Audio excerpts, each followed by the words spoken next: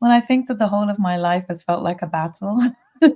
So, like when I was young, I could sing very easily, but there were times I couldn't even say my name.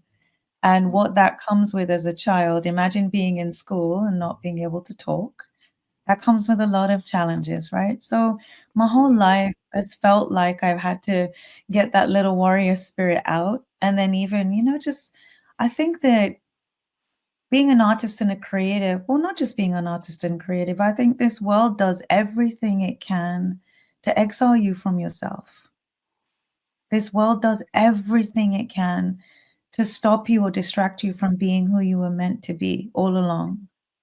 And a lot of us don't get to remember, or a lot of us have to fight to remember, to stay on the path of what is meant for you.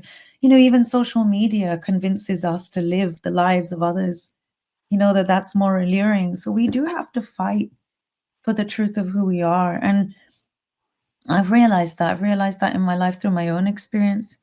I'm an observer of the world.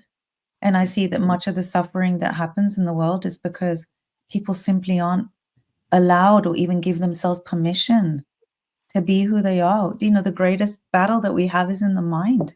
It's what our Vedas talk about, right? It's the battle that we have to win is in here.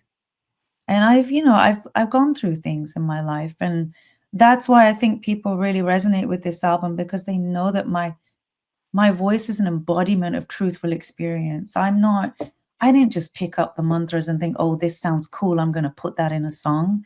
That's not what it was for me. Like the Mahamrityunjaya was something that I would lean on and grab onto in the most difficult times, and it was my anchor, to Rudra, to Shiva. Like it's a very, I get emotional talking about it because it's a very real thing for me. Yeah. Yeah. Yeah. And each of these tracks are also in different languages. Like you have Sanskrit, you have Hindi, you also have Tamil, and Yeah. of course you bring your own spoken word poetry in English to it. And I was just curious to know, what does each language sort of unlock for you, both emotionally and spiritually? Wow, that's a really good question. No one has asked me that question. Wow. Oh, Thank you. wow. No, it's a really good one. Yeah. Well, English, that's self-evident. But actually, English is the language I had the most trouble speaking.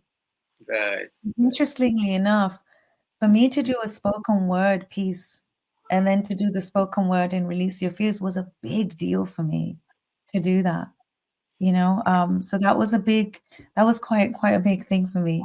I also wanted to sing in English because I'm born in the UK, and I wanted to take some opportunity in this album to open it up to people from a different background and help them understand some of the meaning of our ancient wisdom and what this all means. So I thought it would be a beautiful doorway, and it's been really lovely, the response. The Sanskrit, I mean, the mantras and the shlokas that I would listen to as a child and just do naturally, it feels like home to me. Sanskrit is home. It really is.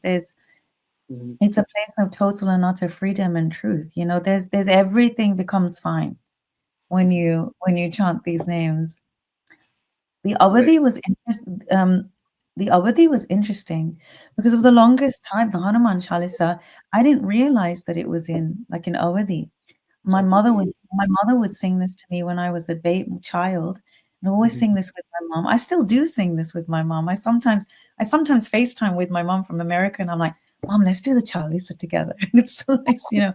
Um, but I had to study the Avadi because I didn't realize the slight differences between the Sanskrit and the Avadi. I didn't realize.